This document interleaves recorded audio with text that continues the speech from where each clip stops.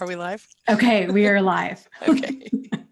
So, welcome everybody to our Tuesday support session, I guess. This week, I'm your host, Dana Morningstar, and with me is Angie Atkinson. So, welcome, Angie. Hello. Thank you. Always happy to be here. Always happy to have you. So, let's see. Zoom is doing that weird thing where it's showing an old video of mine. So, I'm waiting for it to update because everything is frozen. So, I guess while we're waiting for you to okay, here we go. Sam S. Edwards, hello. So Angie and I were discussing before we went live, we discussed different topics that we might want to talk about. And so she brought up the Cardi B situation. So we thought we'd discuss that. Angie, if you want to kind of catch everybody up to speed. Sure. So basically, I hope you didn't hear that. My stomach just made a noise. Anyway, basically Cardi B, as many of you are probably aware, she's been called out because she apparently in some old like Periscope post or something, she said that she had been during her stripper days, which were never a secret. She said she had gone back to rooms with men and drugged them and robbed them while they were passed out. And of course, going back to the rooms with the idea of sex. So and then of course, a lot of people are saying, well, what about Bill Cosby? Because he basically did the same thing, but to women, not exactly the same thing, but drugged them and instead of robbing them, the sex thing. And then I found this article that was really interesting while we were talking about it. And she's saying, my image was built to withstand scandals like this. She had very limited options. I think she was was she a single mom at that time? I think so. Yeah. And so here's she frames her history of robbery as something she had to do to survive. And I'll say this, I was a single mom for 4 years, or 3.5 years, and I never once robbed or stole or did anything illegal to anyone, Yeah. And I certainly struggled here and there to survive, and it was hard. It was one of the hardest things I've ever done in my life, but I managed. And I think that, okay, and let me just say this up front. I know I don't look like a stripper, and I never have, and I recognize, and that's why I'm not tearing her down for being a stripper. I'm not saying I would be a stripper myself, even if I did look like a stripper, but I'm saying like, that's cool, whatever. People are paying you to do something you're willing to do. It's legal. Okay. But when you go beyond the point, this is abusive. And I think the double standard is just outrageous. So Dana, what are your thoughts on the double standard factor? Yes, I agree. I think it's disgusting and it is a problem. And I'm horrified that it's not a bigger deal, that it just kind of blew over, because it's assault. To drug somebody, especially to knock them unconscious, that's assault. And I guess I don't understand how, if a person confesses to multiple crimes, that's fine. So that's horrifying. It's horrifying. And her excuse is disgusting. And, we've all been in situations where money's been a stressor, and that never once was on my radar of, I should go, drug some guy and steal his wallet. Like, that's just outrageous that she even went there. And I think this is the reason that people, and I hate to say this word on your channel, MGTOW, but I think this is the reason people do that. Some men, because of people like this is out. I mean, this is criminal. It's illegal. It's physically, detrimental. I mean, it's abuse. It's violating. I mean, that can cause PTSD. That's terrifying. And it's embarrassing. Yeah. I mean, it's just across the board. Like, it's just so victimizing to have somebody drug you and then do anything to you, steal your wallet, rape you, whatever. Right. And let's look at the other side of this. Okay. Let's say that, some people are like, well, okay, but these men, they were going to, they were victimizers or womanizers or whatever. They might've been married. They might've been in relationships. Is it really, does it really, like, I've heard people saying, these were not good people. And again, I don't think that's relevant.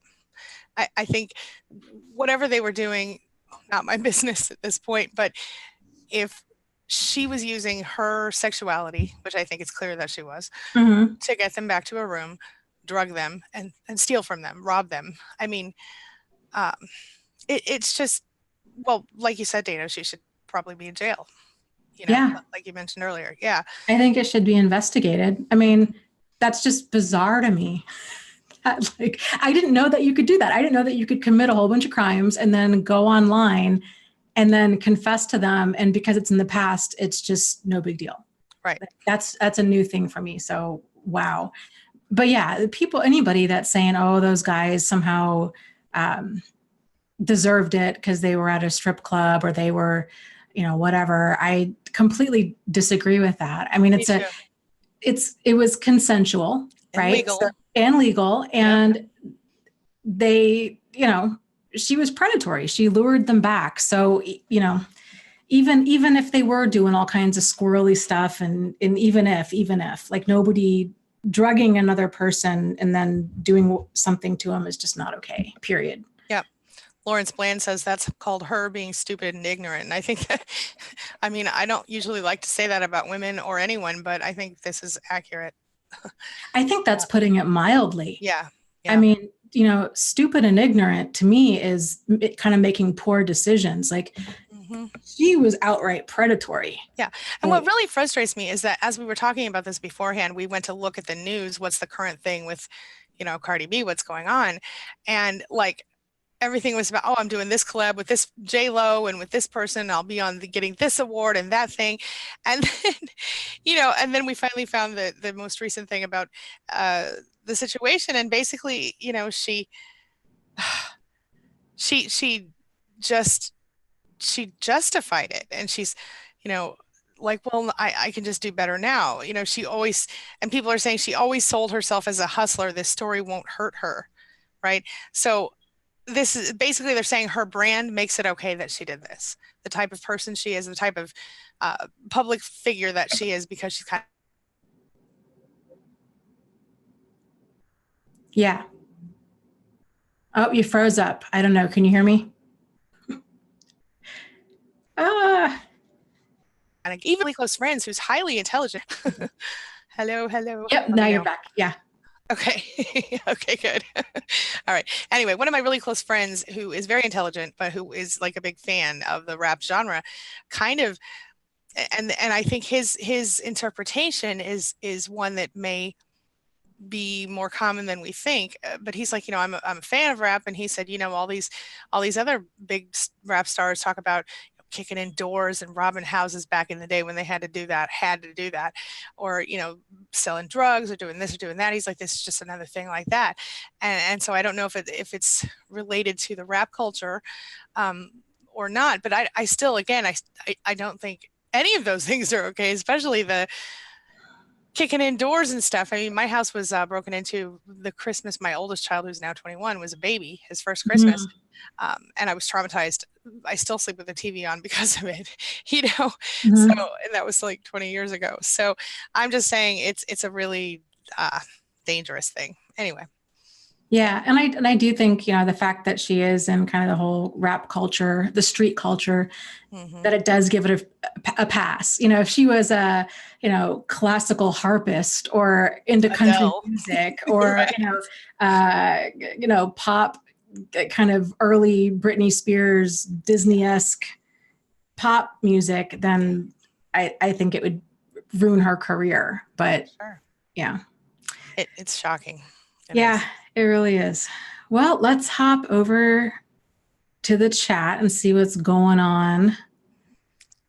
E-Rock says she has been drugged and sexually assaulted several times. Wow. And Roasted Studios says people will look over what Cardi B says it does because she's famous. And I think that's what's happening. And again, like I said, because of the type of music that she produces, people give her a pass. And because of her fame, and she's gorgeous. I mean, and talented, and nobody can say otherwise. But I mean, she's great until she opens her mouth. Her personality and her voice just totally kills. That's terrible of me to say, but she just is something else. I don't care for her at all.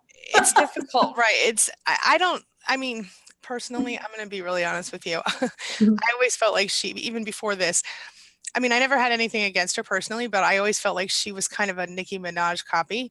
you know, Yes. and that bothered me because I love me some Nicki, but Yeah, she's discount Nicki Minaj. right, right. But outside of that, I mean, whatever. But Mm, I think she's a little younger than Nicki and maybe apparently a little rougher around the edges. I don't know, but uh, yeah. Anyway. yeah. Speaking of drugging and drinks and stuff, did you hear a while back somebody, I forget who, somebody had invented nail polish that turned color. So so you could paint your nails and then go out to a club, and if you had any idea or suspicion that your drink was drugged, you could stick your finger in and your nail polish would change colors because it would screen for like Rohypnol. Yeah, I did hear about that. Did that come out? Was that ever done? Yeah, I think that's been a thing for That's quite awesome. a while. So for those of you who are still going to nightclubs, fingernail polish. Yeah, I mean, you never know, even on dates. It's just even guys, like it's a crazy world we live in. And, clearly guys have to also, right. Yeah. Yeah. Good point. Surviving Cardi B people. Yeah. Right. Yeah. Wow. Joe, thank you for the live stream donation. Hey, Joe. Joe's really cool. He's a former. Anyway, okay. Do you see Sam? He says, yesterday I totally liked where you two landed two subcategories of narcissist behaviors, the assertives and the apologetic self-victimization. Could we talk a bit more on those? Sure, go for it. Yeah. Okay. So, well, we talked about assertiveness and the apologetic. Okay. Yeah, I don't I can't think of all the details of that, but I will tell you this. The assertive, so I think he's talking about when we're dealing with the narcissist behaviors. Okay. So you've seen the narcissist do the apologetic thing where they pretend to be sorry in order to manipulate you, or the I'm sorry, kind of thing. I mean, the apologetic thing. I don't really see that as much. I see that kind of I'm sorry in narcissists a lot. And the only time I see any seemingly note that, please, sincere sounding apologies from narcissists has been in a situation where I don't where I know they're lying, they're manipulating, they're doing something to try to get one over on me or get something out of me or the person they're doing it to. The assertiveness and the apologetic self-victimization. Okay, so the self-victimization thing is the poor me factor, where they're like, oh, I'm so sorry that I asked you to go out on a date with me. Oh, I'm so sorry. I didn't mean to waste your precious time or whatever crap they're saying. I'm so sorry I asked for your help. Again, apologetic self-victimization. And then assertiveness or pushiness would be a more effective way to say that. I guess I'm not sure what you want me to talk about or what you want us to talk about exactly, except for defining them. But can you fill us in on that? And Dana, what are your thoughts on this stuff? Yeah. Well, I think at the end of the day, the more emotionally aware a manipulator is, the better job they're going to do at coming across as sincere. And this is why it's so important that we don't look at words, that we look at their actions and their sustained actions over time, because anybody that wants something bad enough can be on their best behavior. It's sort of like if you have a 5-year-old and they're like, I really want a puppy. I will do anything. I'll keep my room clean and I'll do anything you want, blah, blah. And what does that kid do? They are on their best behavior for a few days. Right. Right. Or until they get a puppy. So if they know like, okay, we're going to get a puppy in the next week, if I'm really good, then they're going to be on their best behavior. So you think about, okay, if a 5-year-old can pull it together enough, right? Like to leverage the situation and get what they want, then of course a grown adult is going to be able to do the same. And the challenge with manipulators like this is a lot of their manipulations, they just get better at hiding them. So, that's the challenge, is sort of like, well, then how are you going to determine that they have actually changed? Right. And, with stuff like cheating or, siphoning funds out of their business or like, stuff like that, it's really difficult to prove. And they can really get creative with the distance they go to keep a lie going.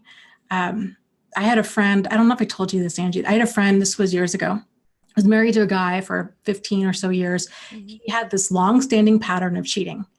And just when she'd think they would turn a corner, she'd find out he was cheating again. And so, kind of long story short, they had been in couples counseling for years. And he had agreed to take a lie detector test if she ever had any suspicions that he was cheating. So this time around, she did. He takes the test, he passes it. Okay. Yes. Oh, this is some like Lifetime TV movie stuff, like wild. So then he's making her eat dirt, right? He's like, well, you didn't trust me and I can't believe this. And I've been going to therapy all along and you're the one with the issue, blah, blah, blah. This whole time he has been having an affair. He ends up moving out because he's acting so offended that she can't trust him, right? Mm. And he moved in with his mistress. She doesn't know this. He ends up coming back and being the perfect husband. She decides that she wants to talk to the mistress. He gives her phone number. The mistress won't talk on the phone. She'll only text. Long story short, he had a throwaway phone and she was actually texting him. And so here's this mistress confirming everything that he had said. Yes, our relationship meant nothing. No, he's totally in love with you. I'm out of the picture, blah, blah, blah. I mean, just deceit upon deceit upon deceit. And yeah, this is why we have to get to a place where we're like, okay, where are our deal breakers? And trying to really get proof that a person that has been shown to be untrustworthy, like trying to get proof that they can actually be trusted, it's going to also negatively impact us. Like the result is then we're going to be this anxious, depressed, insecure, jealous, unhinged mess because we can't trust our partner for very valid reasons. Yeah. Yeah. Yeah. So, yeah. Oh God. Yeah, that's bad. That's a horrible story. I mean, a good story, but a terrible story. Yeah. And the only reason he went back was it. So anyways, she ends up talking to the woman in real life. He'd been lying to both of them. The other woman ends up being pregnant. Okay. And he went back because he was trying to play nicey nice. So when he did go to divorce his wife, that she wouldn't just rake him over the coals in a divorce. It was just all this whole drawn out, premeditated, thing that he was doing. And it just, my poor friend, it just really, that's terrible. To be deceived to that level is awful. Devastating. Yeah, I agree. All right. Nails says that's a great look for me. I think that has to do with when I froze up, but I'm going to show you if you guys want to know. Watch this. Let's see if it'll do it on camera. Look. Oh, yeah. Will it do it? I don't know. Anyway. Yes. Yeah. You got it. Okay. Okay. That's why I'm wearing this jacket, because when I came to the session today, I was not, and it was not good. Yeah. All right. Anyway, everybody thought I was probably doing something crazy right then. Okay. Anyway, so we have N Mag who says, oh, wait a minute. I'm going to come back to this one. I saw something else. Well, I'm going to just go ahead and Kelly, I'm going to come back to you, Ed Mag, because I want to do your question, but Kelly mentioned something about the Cardi B thing, and I thought maybe we'd really quickly hit that. Somebody asked, did Cardi B out herself? And she did. Apparently, she was on a live stream on like Periscope or something like 3 years ago and said it, and somebody found it recently. So I guess she wasn't famous 3 years ago, so it wasn't as big of a deal. Kelly Halling says strippers have the gift of parting gross men from their money, and the guy was soliciting prostitution, but the drugging was way too far. I'm not saying the people that it happened to were good people. That's irrelevant here, in my opinion. The fact is that whatever up to the point that she drugged him and stole his money, everything appears to have been consensual. That's all I'm saying. Mm-hmm. Tanisha Scott says, they say she was a lowlife dealing with lowlifes. It doesn't matter. That's really sad. It's a crime, right? And I think that's kind of, and then Lawrence Bland adds one thing, a lot of these rappers make up stuff or exaggerate to make it seem worse than it really is. And of course I agree with that. But again, she could have very easily said, well, maybe I exaggerated a little bit. She didn't say that. She was like, yeah, well, and here's a twerking video. She didn't care. So All right. Anyway, do you have anything to Yeah. say about that before we get into the Mag's question? Yeah, no, I think we covered it. It? Yeah. Yeah. All right. And Mag says, just dumped the narcissist last week. Hadn't heard from him in 3 days. And then he sends a picture of a huge diamond ring saying he was going to marry me. Why would he even bother telling me to make me feel bad? Oh, he was going to marry you before, but now he's not marrying you. Okay. Because you don't, that's called the Hoover maneuver. He's trying to suck you back in, my friend. He wants, that's a common tactic with narcissists or anybody really, but especially narcissists in this case. They he wants you to feel bad and he wants you to take him back. I mean, or at least temporarily, that's what he wants. So, Dana, thoughts? Yeah. They often do that. They'll dangle this carrot in front of you, whatever they think that you want, whether it's you want to get married, you want a baby, you want a promotion at work, you want, I don't know, to take over the family business, you want whatever it is that you might want. It's that push pull. So if they don't get their way, then they'll pull it away. Or they'll just, if they're not even interested, they won't even maybe offer it. They'll keep avoiding it. But then to get you back, they'll be like, oh, well, okay. I really was, I've been thinking about having a baby with you, but I just didn't want to say anything. Or I was thinking about, I was going to give you that promotion next week. I mean, it's really too bad that you're quitting now. You're so close. So close. And that's what it is. It fuels this false hope of had you just hung in there, you would have gotten what you wanted. Yeah. And then if you do go back, what I think typically will happen is that they never bought the ring, or they bought it and returned it. Really, they didn't buy it. And when you go back, now you have to earn it, Yes. Good point. So yeah, that's not worth it. Don't fall for it. It's a trick. And, if the relationship was dead, like if you're like, okay, we had to break up, there's a reason you broke up. That's right. So it's not that marriage, a wedding really doesn't fix anything. It just gets you stucker. It just gets you deeper into that web. And now half of everything is on the line. Yeah. So, marriage doesn't fix things. A wedding for sure doesn't fix things. A baby doesn't fix things. And so, get clear with yourself as to why that relationship ended. And then that kind of stuff, you can see, once you can see it for the manipulation it is, it just kind of reconfirms like, oh, this is incredibly emotionally immature. And it's just a bunch of nonsense. It's a stream of never-ending nonsense with them. And this is just more proof of that. Yeah, absolutely. Yeah. And of course, remember too that they do want to keep you in the circle of supply. So as long as they think they have their hooks into you, they will continue to try to suck you dry, whether that's emotionally, physically, spiritually, financially, otherwise, or all of those things. So just be careful. Yeah. All right. Everybody likes Nikki better, what I'm seeing here. Tatiana says that she doesn't think Cardi B is gorgeous when I mentioned that earlier. And she says, but we're gorgeous, you and me, Dana. Nice. So thank you. Yes, thank you. Yeah. Let's see. Maybe Sam's going to give us more. I'm just scrolling. Do you have a question for us? I'm still scrolling as well. Okay. Yeah. InMag makes a very valid point of why stay in a relationship where you can't trust your partner. And I agree. We just read this fantastic book in my book club for March. And some of the elements that this author was saying that are necessary for a healthy relationship are empathy.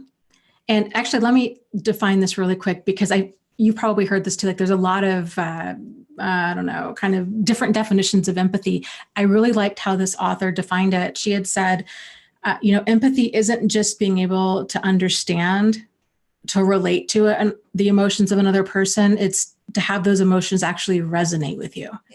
So like a lot of manipulators are very in tune with other people's emotions, but they still lack empathy. They're able to understand who is vulnerable, who is sad, who is happy. They get the emotional climate. They just don't feel it. So anyways, the author was saying empathy is important, emotional intelligence, and emotional maturity. I think those were the three. And the emotional maturity piece is just like, that's it. Like if a person doesn't have that ability to be able to have that open, honest, sincere, solutions oriented communication, if they're not emotionally safe, if you open up to them and they make fun of you with like the deepest, most sensitive parts that you're sharing, they make fun of you, or they don't respect your boundaries, these are all signs this person's not emotionally safe. And so to try to keep going forward and be like, well, but I really like him, there's so many other things I like about him, if those foundational pieces aren't there, it's eventually will crumble. So I thought that was a good way to Absolutely. yeah. Yeah. Yeah, absolutely. I have a little more from Sam. Okay. He says, while my ex-narcissistic covert went across both subcategories, mostly the victim and the giving, caring type, as long as she was praised, but she was also an extremely capable manipulator. And this is, I think, in some ways the most dangerous type, because they do seem so altruistic and they do seem so, genuine. And I want to call it an altruistic narcissist or a caregiver narcissist. You see this with mothers a lot. Some mothers, they do all your laundry, they take care of your house, they do all the things, but then, and you have all the things you need, your food's cooked, all the things are great, right? But they're also controlling like every single move you make. And they're also, and when you're a kid, they're like your Girl Scout leader, your Boy Scout leader, whatever, they're all up in the school, but you don't have any breathing room, they're over controlling. And then of course they're very manipulative. And so, but that's how that particular brand of narcissist tends to keep you hooked, is that they take care of all your needs, physical needs, and your house or whatever it is that you're doing, they're doing for you.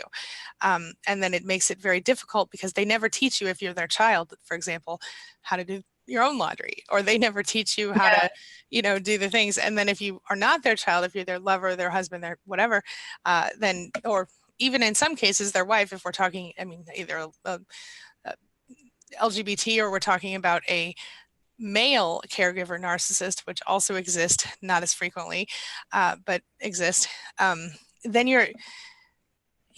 they make it difficult to walk away because they make your life easy in some ways. You know what I mean? But then they're also controlling your every move and manipulating you with guilt a lot of the times.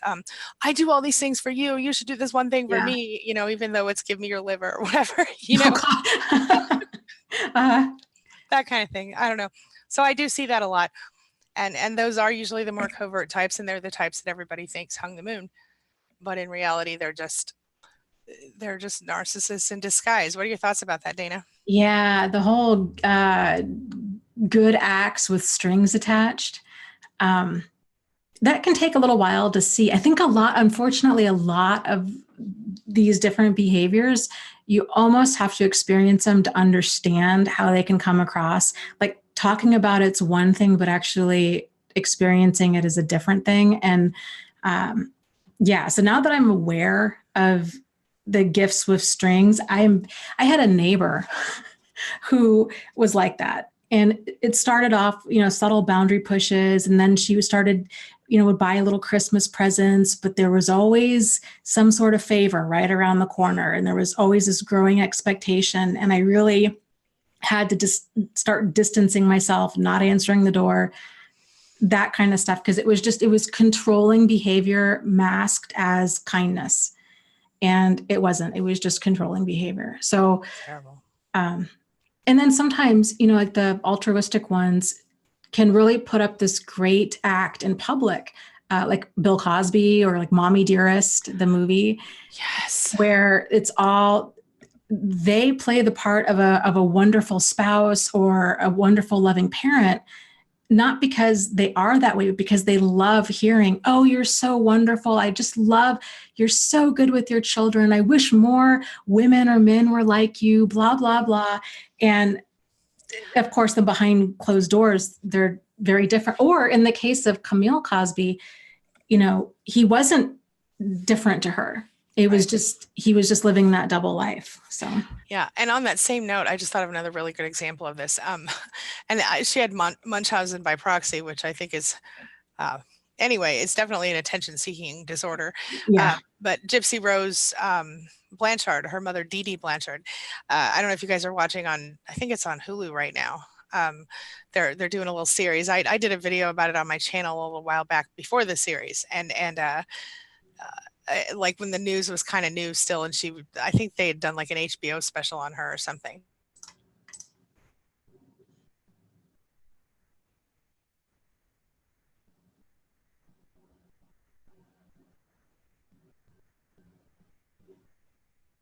Through, and I mean, she's now an adult, but her mean, and she thought she was 14. You know, her mother made her not. Did you hear about this, Dana? The Gypsy Rose Blanchard situation? Am I frozen? Oh. You were, no. I'm just trying to think. I refresh my memory. So she was this little girl, and she was never sick, but her mother, for her entire first 19 years of her life, lied to everyone in her life, including her father, and said she was sick, she couldn't walk, she had all these disorders. And because of the way, like, she was very thin naturally, I guess, and of course her mother was tube feeding her for half her life, so she wasn't gaining a lot of weight. She was small anyway, and she had kind of a real high-pitched voice. And she, something about her appearance, I guess, lent to some of this stuff, but she'd shave the girl's head and all this stuff, and basically she faked sickness. She got doctors to diagnose her with things. She went in and, it was insane. And anyway, Gypsy Rose, eventually she got on the internet secretly. She met this boy, blah, blah, blah. Long story short, the boy came to her house and murdered her mother. And then she left with the boy. And it's a huge story. And you like the true crime stuff like I do, Dana. You should watch this I think it's on Hulu.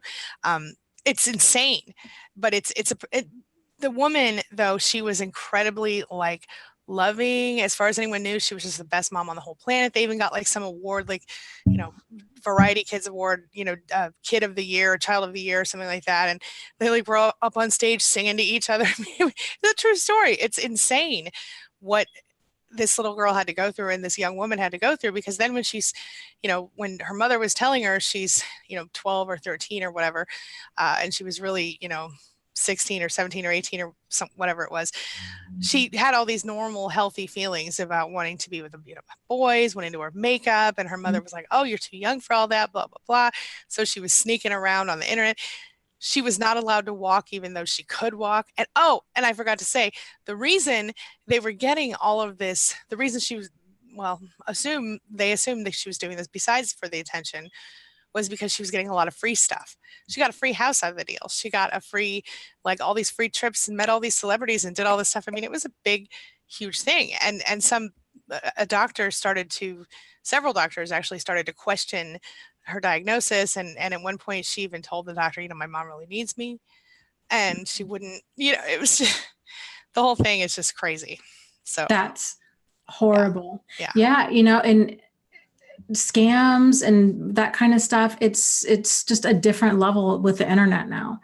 It's sort of like with, all the GoFundMes, and people have all kinds of stories about, oh, this person was homeless, or this person was in an abusive relationship, or they need surgery, or this, that, and the other. And it's just all a big scam. Yeah. So it's, it's crazy. Yeah. Hey, Mo Cowboy says he gave a copy of your Dana's Start Here book to a friend this morning who suspects or knows something is wrong. He said, I shared the information, the experiences, and the insights, and she's got to do the footwork. And you're so right. I just thought I'd bring that out, because where can they get a copy of that book, Dana? Amazon. So yeah, if you just do a search for Dana Morningstar, you can see all of my books. Right on. Yeah. Right. Cool. I'm glad. I hope that helps her. Yeah. All right. Let's see. Oh,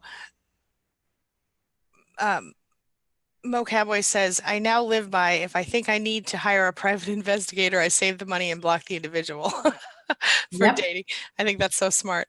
Yep. Right. Yeah. If there's not that trust there, if there's not that emotional safety, there's no point in being in that relationship. Indeed. And that was a big turning point for me too in my healing, because I used to think like, oh, I need concrete proof, just feeling like something's off, or feeling like just seeing a bunch of stuff that's squirrely or questioning things, just feeling uncertain all of the time didn't feel like a valid reason. And I'm the same way now. I'm like, you know what? I don't normally feel this way around people. It's only problematic people. and I value my sanity. So if it's causing all of this waffling of like, is it me? Is it them? Is this, going back and forth? I'm just out, because I don't even care what they're up to. I don't want that in my life, the waffling. And I Right. don't have that with anybody else other than problematic people. So, Yep. and Absolutely. even if like that confusion is present with non-problematic people, normally a short conversation can resolve it. So if more conversation just thickens the confusion, then there's a problem. Yep. Excellent That's point. not normal. Yep. Absolutely. Okay. Hi, Pam Hall. I'm trying to see if I'm looking for a question. Do you have one? No, let me look. There was one. Shoot, there was one I saw earlier. Something. Let me scroll up here. Okay. Let's see. Somebody said they were 6 months no contact, so I can't remember the name right now, but congratulations. Yeah, that's huge. That's Yay, awesome. you. Yeah. Yeah. Let's see here. Oh, Roasted Studios heard about the Gypsy Rose story. That was definitely a crazy story. You're right. Oh, here's the question. It's from Nails, who asks, I didn't really see the emotional and psychological abuse when I was in it because it was so covert and insidious. Mhm. I am slightly scared of falling into the same trap in the future. Thoughts? I absolutely understand. I Yeah. think, sorry, I didn't mean to like, No, go for it. but yeah, I completely understand. I think that obviously you're doing what you need to do as far as educating yourself on the red flags and what to watch for and things like that. And I think that's a big help. But also, I think for me, the biggest, obviously, learning to set and maintain your boundaries is important and necessary in every relationship for every individual before they get into serious relationships. But for me personally, the thing that really took me over the top when it came to being able to detect abuse was to learn how to first accept myself unconditionally for who I am. And secondly, to recognize my value as an individual person. And what I mean by that is I had to love myself. That's the way I say it. You may not want to say love yourself. You might want to say something else. But ultimately, I had to learn to be okay with who I am and recognize my value and not accept less than I felt I deserved. And that started with me, deal breakers. These are the things these are my absolutes. What I told my husband years ago, and he still knows is true today, is that, I have these deal breakers. Don't abuse me physically or otherwise. Don't hurt my children and don't cheat on me. And if you don't do those things, we could probably work through almost everything else. Maybe. I mean, but we'll try to work through everything else. I'm not saying that I would stay if I was, but Sure. Yeah. those things, no talk. We're out. And he knows it. And I have the same rules for him. Those are our deal breakers personally. So I think knowing your deal breakers, but also knowing what is acceptable and what is not acceptable. And sometimes you don't know in the moment, that someone's manipulating you, but you do know that something doesn't feel right to you. And you know that, like Dana said, you kind of want to hire a private investigator, or you feel like put down or put out or whatever by their behavior or their demands or whatever. I think it's about, first, of course, you recognize the problem. Okay, so now you're working on understanding the problem. And I think when you get to that point where you do care enough about yourself to know that you do have value, you can expect people to treat you the same way that you treat them, then you're ready to overcome it, because then you no longer tolerate it. It's almost automatic for me at this point to say, no, that's not okay with me. And Mhm. to be unafraid to speak up if you have to, or if it's not someone who's worth your energy to speak up to, then just to walk away from that person. It depends on the situation. I'm not talking about a romantic person here. I'm talking about, like, if you're at the grocery store and somebody's rude to you, maybe you can decide to speak up or not, but maybe you just walk away and don't go back to that store or whatever, or that checkout line, but if it's like you're somebody you're dating, or it's somebody that you're, intimately connected to, then you really need to rethink it. But you can't ever do that until you, in my opinion, I could never find that place in myself to know my boundaries, and to recognize the trouble in advance or as it was happening, until I understood who I was and what I was about. And one last thing on that, and I'm sorry to keep babbling, but the other thing that helped me with that was to be able to look at the situation from a new perspective. So for me, it was about, what if my daughter were to come to me and say, this is what I'm dealing with? How would I react to her? What advice would I give her? And this could be your child, or your, friend, or your brother, your sister, somebody that you're very close with, that you care about very much. What advice would you give someone who you love unconditionally in your life? And when you can see that and you can give yourself that same advice, it's powerful, because you recognize so much about your own value when you try to advise, when you imagine advising someone who you do value, because we don't always value ourselves enough, especially when we've gone through this. So, thoughts, Dana? Yeah, I would agree. I think it's in part, it's really getting grounded in that it is a completely reasonable request to expect to be treated with dignity and respect at all times. Like, that's not asking too much. Right.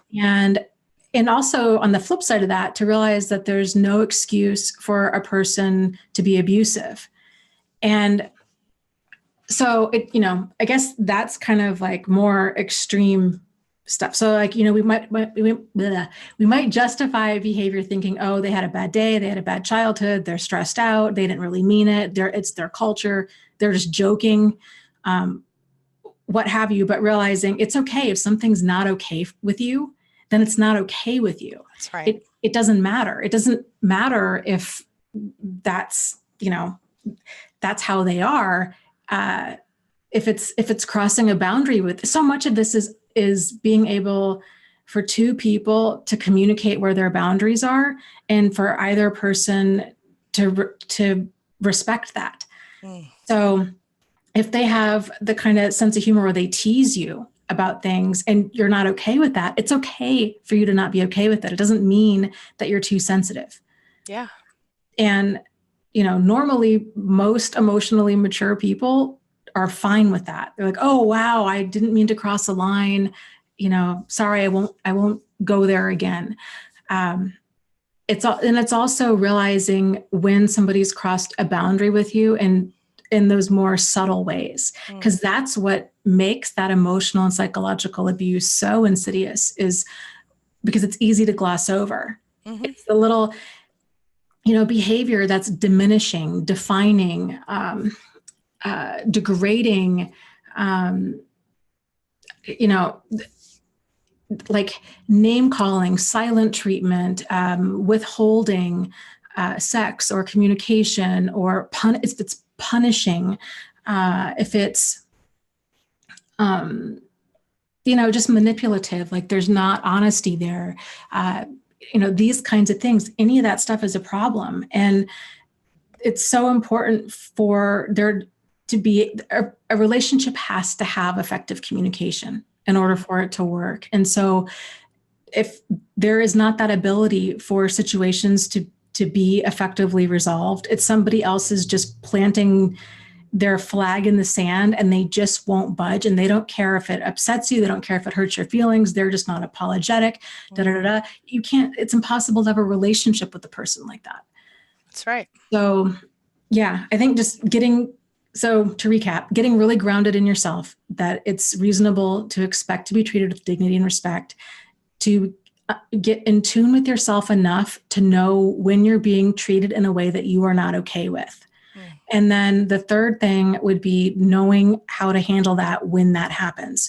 So if it's egregious, right? If it's like way, deal breaker behavior, they stole from you, you saw them absolutely just, verbally shred somebody out in public, they just berated the waitress, they cheated on you, whatever it might be. If it's deal breaker stuff, then done, right? if it's something that you want to try to work on, then being assertive, but that assertiveness should result in some sort of resolution. And if it doesn't, if it keeps fights keep happening, they keep fighting you, they don't respect your boundaries, this kind of stuff, then at that point, it's like, this is not going to work. With you, 100%. I have one from Bonnie. Okay. She says, I've noticed that as soon as you go no contact, the narcissist retaliates with a smear campaign calling you crazy. You want to start? Go Smear for campaign? Okay. So the narcissist smear campaign. Okay. That is exactly what they do typically, especially if you are related to them, whether we're talking about a mother or father, even your ex-spouse, and in some cases, friends and even boyfriends and girlfriends. Because what they don't want is for people to think it's their fault. And so if you go no contact and they go, oh my gosh, Bonnie is nuts. Do you see this? We were, I actually happen to know Bonnie's particular situation, and I'm sorry that you're going through that, but you're not nuts. But what it is that she's been through, just a lot with her. I don't want to tell her story without her permission. So, but bottom line, family people have affected her in very negative ways, even though she's essentially given up her entire life for one of them. And she has decided to go no contact because of continued increasing abuse. And now they're all calling her crazy. So that is, unfortunately, Bonnie, incredibly common. It's like their MO, it's their standard behavior. And I think the best thing you can do, if I were going to give you some advice here, is to not, of course it's going to affect you. These are people you've known your whole life, but this is also not something that you should let them know bothers you. You should gray rock, don't give them emotional reaction and maintain the no contact. And then I would do my very best as you're going through the healing process to also be working on, something that makes you excited and passionate outside of that. Like, I know Bonnie is a writer. She's working on some books. So I would love to see you do that, girl. I'm just saying.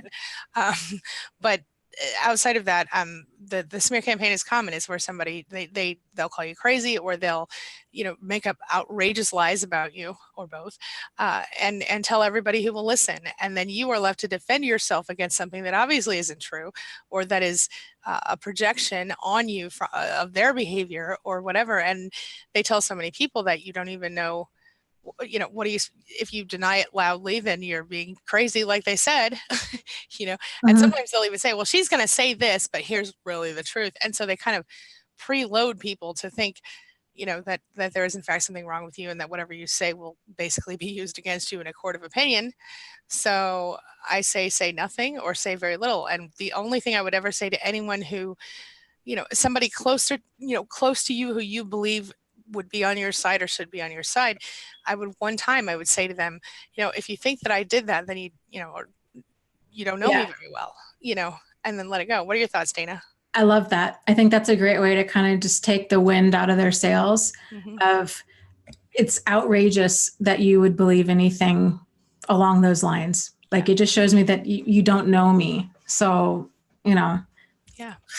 And if there's somebody who does know you and who does care about you, they will apologize and move on forward with you. And if they don't apologize and they don't, let it go, then maybe you need to distance yourself from that person until this is all cleared up and decide from there.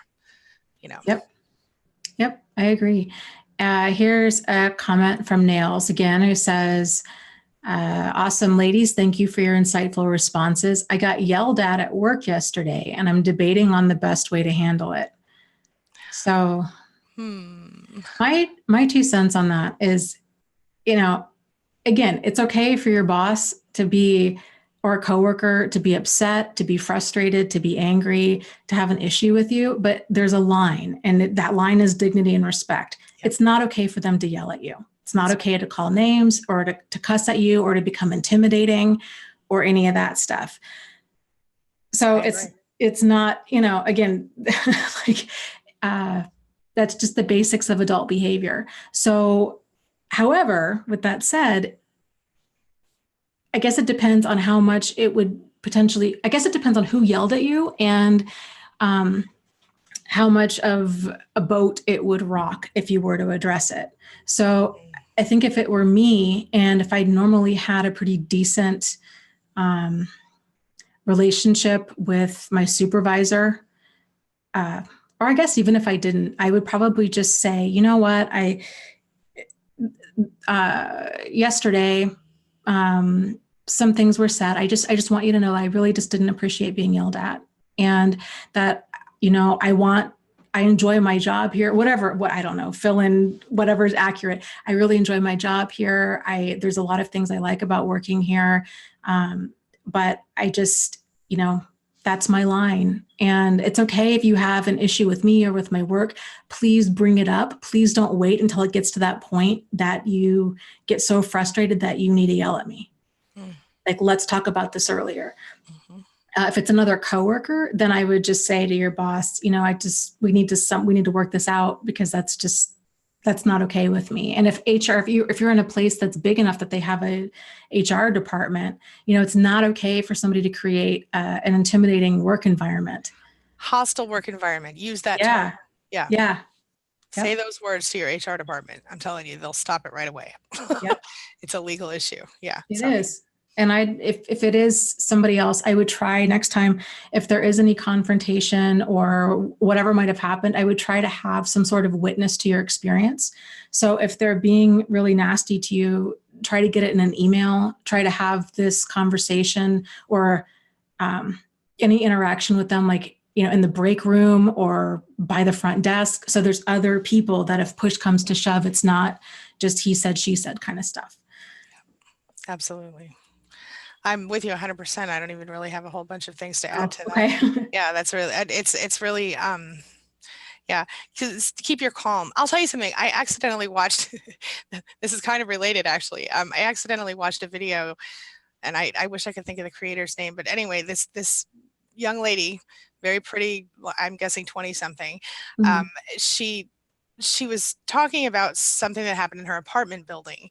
And if I can think of it, I'll post the link later, but of her name. But anyway, she went to her apartment complex, and she had been already kind of verbally abused by these people. So she went in with her phone recording, and she held it down here, while she's recording.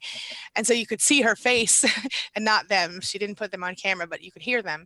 And she was saying, I had been in here several times, and you guys told me that my move out date was on April 1st, and now you're saying it's the 30th, and they were saying, well, you didn't have your lease, so it doesn't matter what we said because the lease is in paper, but because the lease was the written record or whatever, the contract. Anyway, my point is, she was asking them to basically give her a break on paying the rent for April if she was out by April 1st, and they would do nothing for her. But even before she could ask that question, these two adult women were bullying her and ganging up on her, and it was outrageous. And the way that she handled herself, to be perfectly honest, clearly she is not a codependent person, because she was calm. And even when you could tell she was getting upset, she stayed calm, and she didn't ever disrespect them. She didn't call them names. They were being completely outrageously, childishly rude to her. And and they were screaming, two of them in the room screaming at one young lady. And she was so well-spoken and brave, and not, somehow she managed to not, I don't even know if I could have been that calm, honestly, as rude as these women were. And she managed to do that. And they called her a liar. They called her, and you heard in the video that she, at one point they admitted they tore up a paper and threw it away that she had given them to say she was moving. And then they denied it in the same, in like a couple minutes later in the conversation. And it was just crazy. And so anyway, the reason I brought this up is because of the way she handled herself. It was beautiful. Like, it was so classy and calm. And so I guess my advice would be, if you're dealing with someone who is obviously immature and childish and whatever else this person was to scream at you in a public place at work, I would do that. I would stay calm. I would remember that you're the bigger person, and everything that Dana suggested is completely on point. But that just made me think of that, because I don't even know how I ended up watching this stupid video, but I just watched the part that, where she talked about, it was like in the middle of the video, she had put this like 10-minute thing up, the recording. And it was insane how well-spoken she was and how young she appeared to be. Well, So, and anyway. I guess like listening to you tell that story, my guess is that one of the reasons that she was able to be that way is she knew like this is going to go on YouTube, right? So it's so much easier to That's act a good point. appropriately when you have that emotional distance, and it's almost like, yes, please bring it. Let you just keep digging your hole because this is going to go viral. Yeah. Then it kind of makes you even more aware of your own behavior. That's a good point too. Yeah. So, yeah. But even so, whatever, if you need to record yourself so you can so you can feel calm too, then do it. But just make sure to check your local laws. Anyway. Or even if you just want to record it to review it later. To think, okay, how did I do? And what could I have improved on? And that's a great point. This, that, and the other. So great point. Crystal makes a comment. She says her ex flat out told her that he didn't respect her. She said, I was speechless. I never brought it up again. Is there possibly a test? I really like this. And yeah, I think the test would be when you're first starting to date somebody, I would flat out ask them, what are your thoughts on being respect, or the differences between respect and being treated respectfully? Because it's different, right? So a lot of abusers, it's very common. They're like, no, respect is something that's earned. You got to earn it. Da, da, da, da. And then somehow in their mental gymnastics, they turn that into, I don't have to treat anybody with the basics of adult behavior because they haven't earned it. And that's a huge sign of emotional immaturity. Yeah. So there is a difference between treating somebody with respect or respecting a person and then treating them respectfully. There's lots of people out there that I don't respect, but I still treat them respectfully because it's appropriate adult behavior. So I would ask that question and see what kind of answers you get. That's a great question. Yeah. Yeah. And I think additionally, listen to how they talk about their ex, listen to how they talk about their mother or their father or whatever, other people, because inevitably, if you have someone who thinks you hung the moon and then they also think everybody else on the planet is a total piece of crap and they wish they would all die or something like that, chances are that that's coming your way. And that was an exaggeration of what I just said. But, if you hear them talk about the ex, they will kind of give themselves away because in 90% of the cases, the ex is crazy. The ex, either cheated on them or beat them or did something horrible. And sometimes what you find out is that they're actually projecting what they did onto the ex. But inevitably, 9 times out of 10, the ex turns out to be a pretty cool person. And you realize, oh my gosh, that's me, it's a version of yourself. They certainly have a type, and then I'm not talking about physically necessarily, but they certainly have an emotional type. They tend to, they look for someone who is caring, loving, all that, but also vulnerable and prone to insecurities that they can exploit. So yeah. And for me, because there's probably people in the chat wondering, like, well, gosh, what if your ex? That could be us, right? Like that could describe us. Well, what if we're telling somebody, oh, my ex, just stole from me and cheated on me and beat me and did all these terrible things. How can I tell the difference between a person who that actually happened to them versus somebody who's manipulating? And that's a really difficult thing to tell. Time will generally tell you everything that you need to know. But one of the things that I do, back when I was dating, is I try to kind of listen in between the lines, and I look for any kind of a person's ability to be self-reflective and kind of what they learned out of those different relationships. Is there any accountability there? Is there any lessons learned? So whenever, and that takes a while, that takes a few years out for a person, I think, to really get to that place, because when you are out, especially if you've been in this relationship for years on end, you're going to be raw. You're going to have an axe to grind.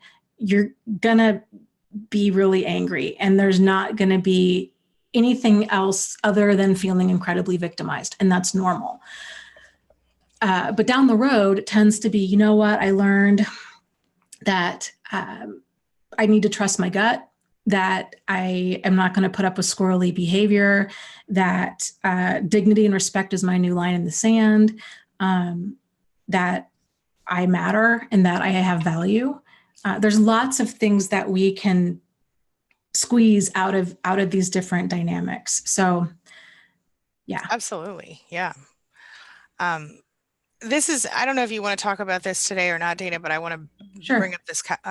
Mo Cowboy says, some Christians do that anti-gay thing where they shame gay people to the point of suicide rates so high in gay youth, adults too, they murder and maintain that they're saints. And because I think because Jack Goodings was talking about his ex being a Christian who was now throwing bricks through his windows and things like that. And I think, that's a legitimate, I actually have seen that. And I think it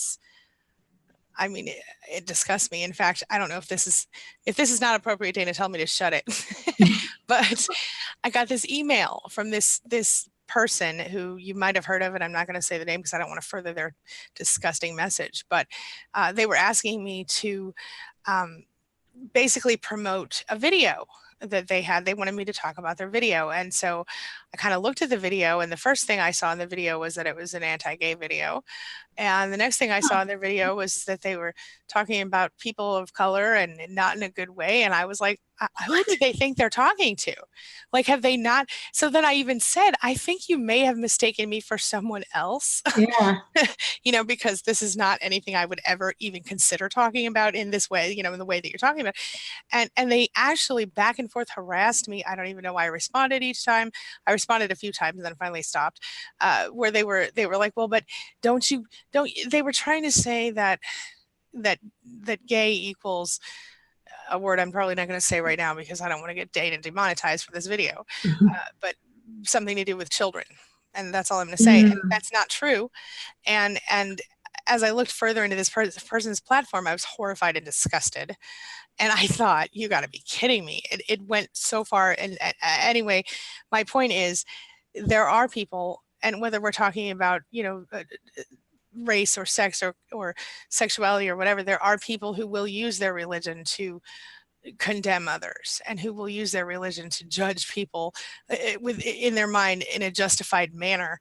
But I believe Salt and Pep said it best when they said, chill and let my father do his job. Okay.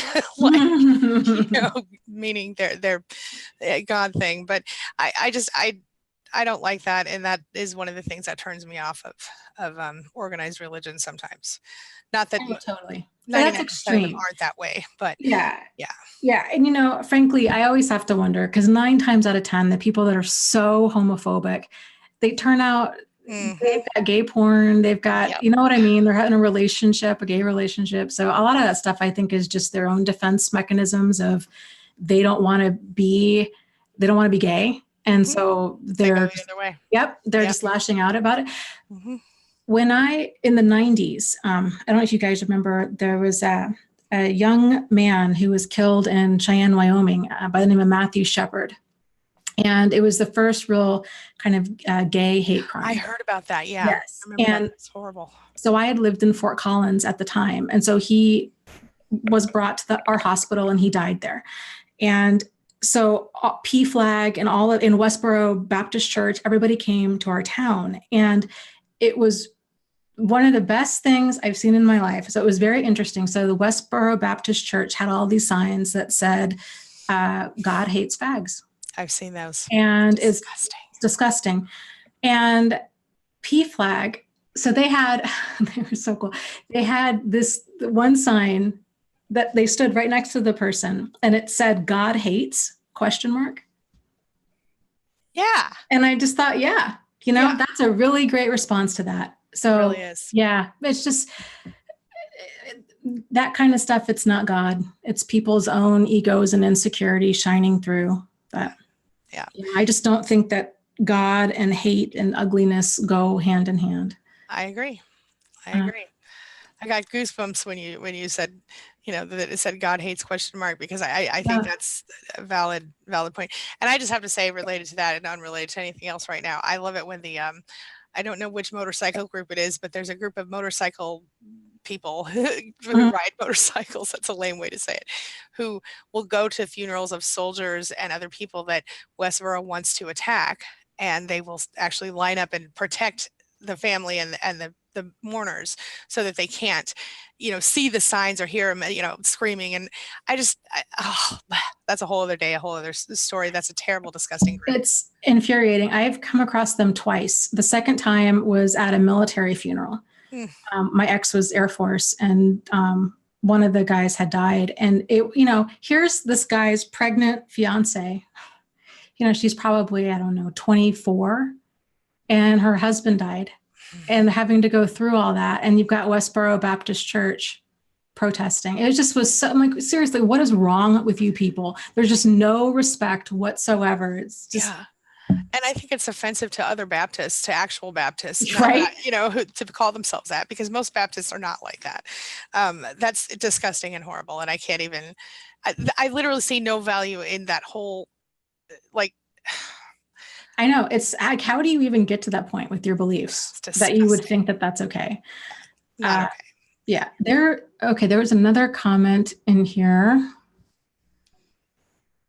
Hold on. Where did it go? Shoot.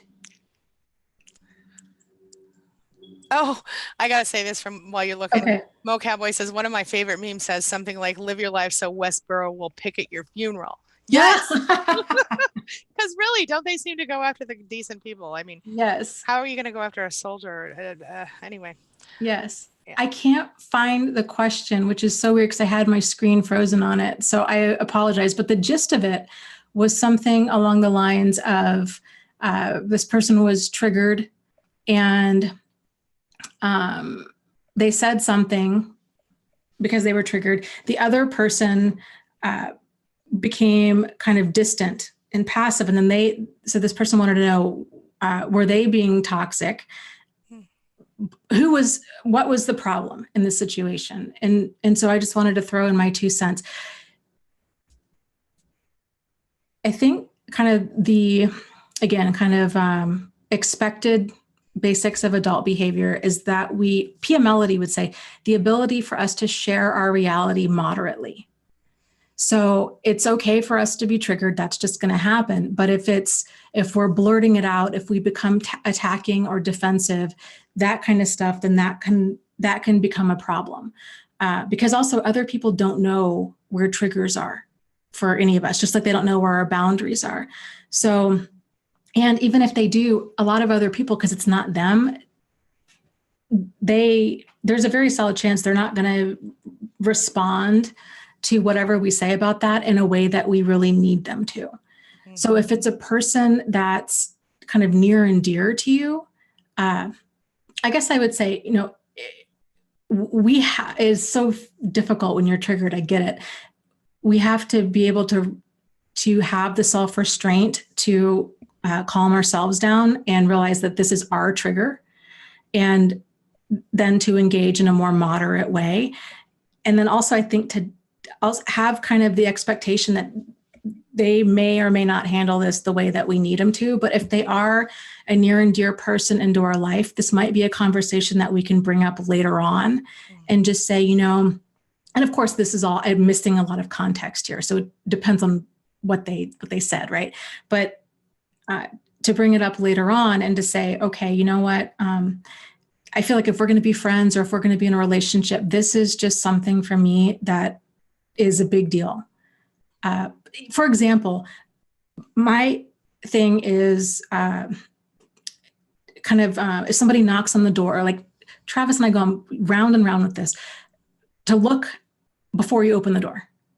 Like I just have this kind of, it's just, residual PTSD stuff. So, and there were a couple times because he's just not used to doing that, which is wild to me that anybody doesn't do that. I can't imagine. I know. And so I finally told him, I said, you know what? I know this is not a big deal to you, but this is a big deal to me. And it's deal breaker stuff because I can't be I refuse to be a ball of anxiety because it will completely unglue me for hours on end. You don't need to understand it. I don't want to argue about it. It is what it is. And that's something that kind of just comes with me. Yeah. So like, Yeah. if you want to be in a relationship with me, I don't ask. I ask for dignity and respect. And then there's going to be some weird kind of things that are just quirks about me. And either you can meet me there or you can't. Like, Yeah. But let's just be honest. Don't tell me that it's something that you're never going to do again, and then you keep doing it. I hate that. Yeah, I do too. Frustrating. I want to bring up, I'm sorry to but I want to bring up this comment from E-Rock I think is important. I know we're running out of time, but I think this is really important, Dana. I did not know this about E-Rock before, but she says the Matthew Shepard thing happened around the same time her mother outed her to everyone, or I can't actually tell if E-Rock's male or female, so I apologize if I'm calling you by the wrong sex, E-Rock, with her snooping and convinced her therapist to put her into gay deprogramming. And then goes on to say, it's weird because she never said she wanted it and never believed it, didn't want it to work. She was only a child, she was a teenager. And the situation, it just, oh wait, now it just scrolled. I hate when it does that when you're looking at it and it scrolls on you. But I guess I just want to say about that. And then Rebecca Horst added that, these groups should be like, pulled out of the, and these groups shouldn't exist. Basically, she said we should turn them over to an advocacy group or something, but irrelevant. My point, I mean, it's relevant, but I agree with you. But my point is, I think this is something that really bothers me, this gay deprogramming stuff. They say it's a psychological issue, a problem, things like that. And as someone that I can't even fathom doing that to someone ever. And I won't out this person publicly because this person is someone I love very much in my life, but someone very close to me it came out as gay at a very young age. And I know for sure that it's not something that you decide. Okay. And because of that, because I know not just because of that, but because of that, and because of all the other people that I know in the world and who I've personally connected with who are LGBT, I just can't, I can't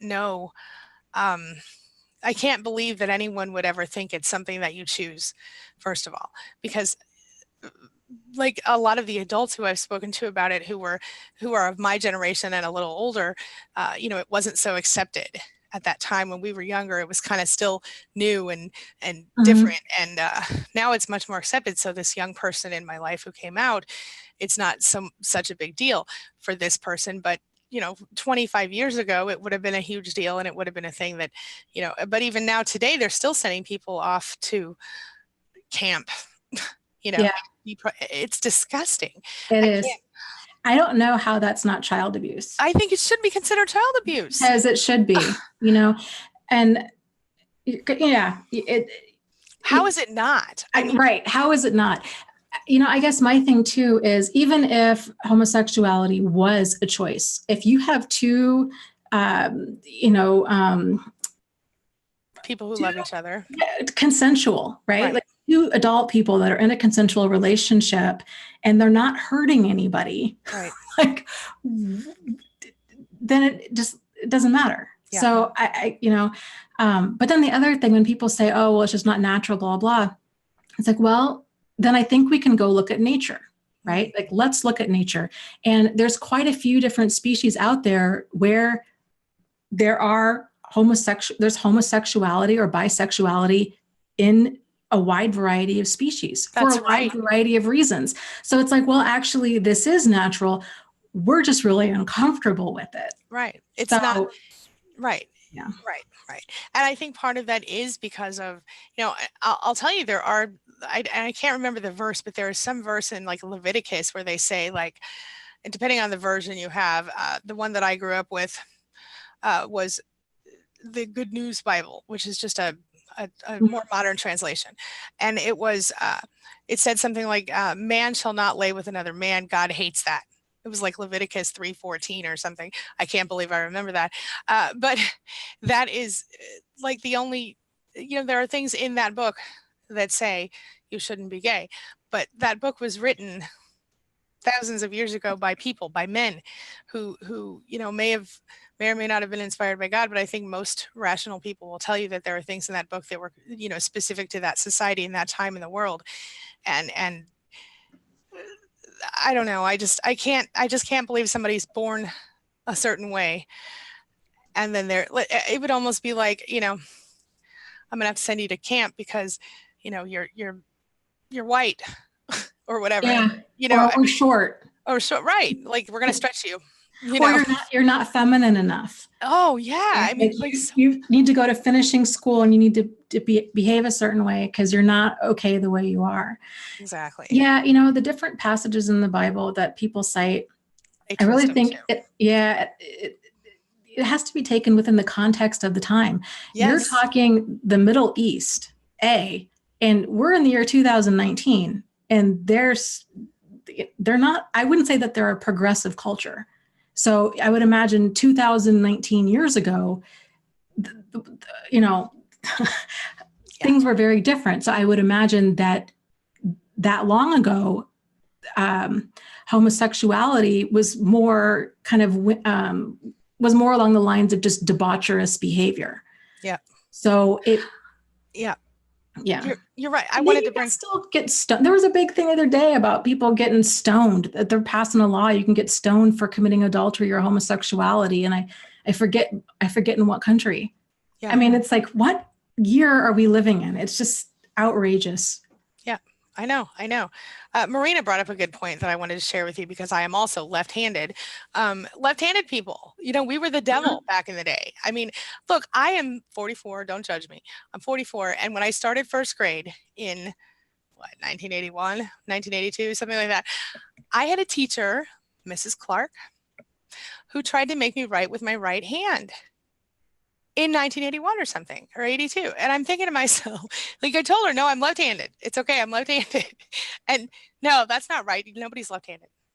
Okay. Well, that's exactly like the gay thing is all I'm saying.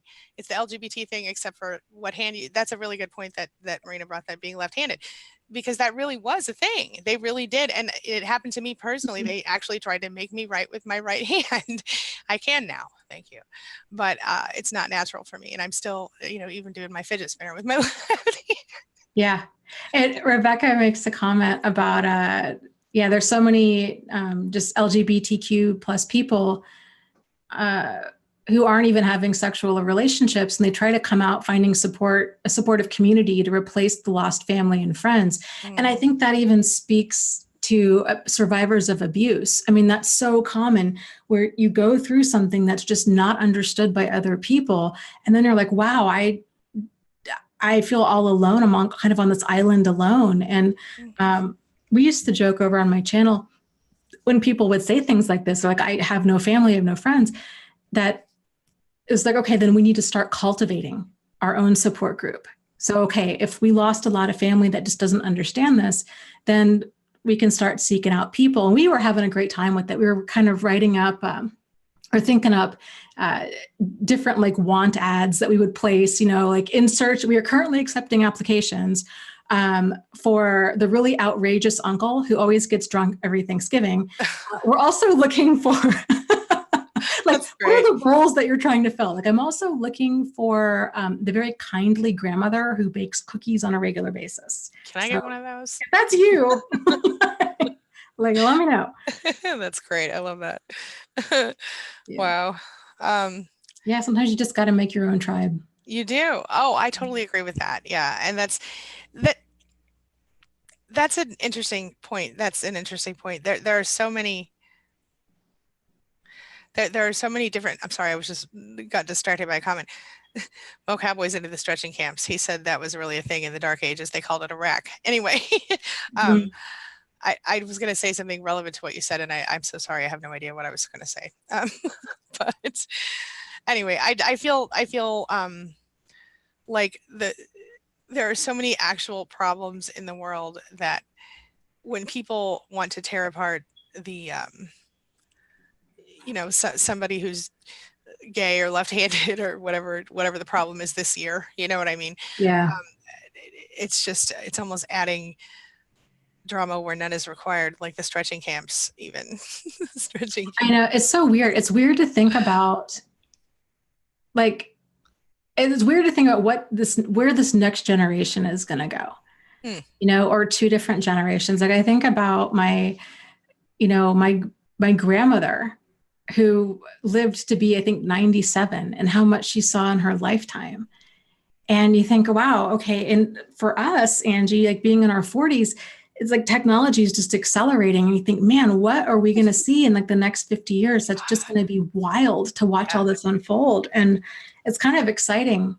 It is, but scary too. And scary. I mean, it could take a Black Mirror type turn and get like really dark, but yeah.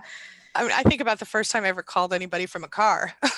I was a teenager. My aunt, who was 6 months younger than me, long story, had a boyfriend who worked for a cell phone company, and back then it was a bag phone, and it was really expensive to call people, but he got free minutes because he worked for the company, and so I remember picking up the phone and, oh my God.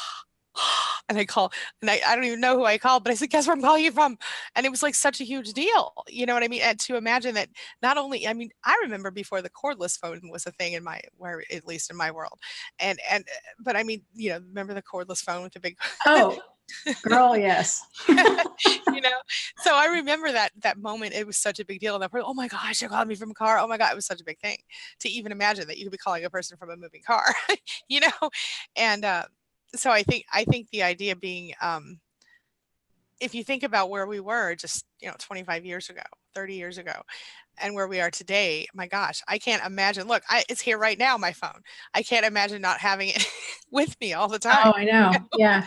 So it's really strange how times change, but you would think that with as much information as we have access to, that we would stop the hate and the negativity. But what it does, unfortunately, for some people is it actually normalizes it because they find more people like them. And sometimes that's a good thing. Like for us survivors, we found each other this way, and this platform has saved a lot of people's lives just because we talk about it and we put it out there. But then you've on the flip side of that, you've got these Westboro church type people out there, spreading hate and disgusting things. And so I guess balance, I don't know. Yeah.